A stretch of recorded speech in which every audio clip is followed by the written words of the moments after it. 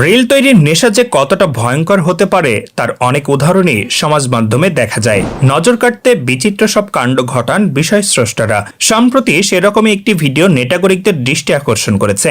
সেই ভিডিওয় দেখা গিয়েছে কিভাবে খরস্রোতা নদীর উপর রেল বানাতে গিয়ে ভেসে যাচ্ছিলেন এক তরুণী। কোন রকমে প্রাণে বাঁচেন তিনি। ভাইরাল হয়েছে সেই ভিডিও, হইচই ফেলেছে নেট পাড়ায়। ঘটনাটি কবে এবং কোথায় ক্যামেরাবন্দি করা হয়েছে তাও ভিডিও থেকে স্পষ্ট নয়।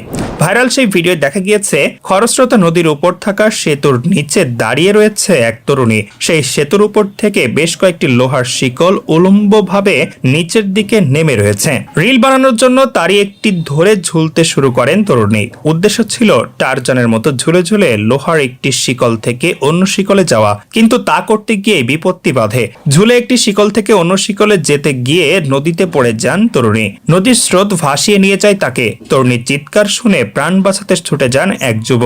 নদীর পার থেকে একটি গামছা ছুড়ে দেন তরুণীর উদ্দেশ্যে। সেই গামছা ধরে কোন রকমে পাড়ে উঠে আসেন তরুণী। সেই ভিডিও প্রকাশ্যে এসেছে। ভাইরাল ভিডিওটি পোস্ট করা হয়েছে শরীফা খান নামে এক্স হ্যান্ডেল থেকে। ইতিমধ্যে বহু মানুষ দেখেছেন সেই ভিডিও।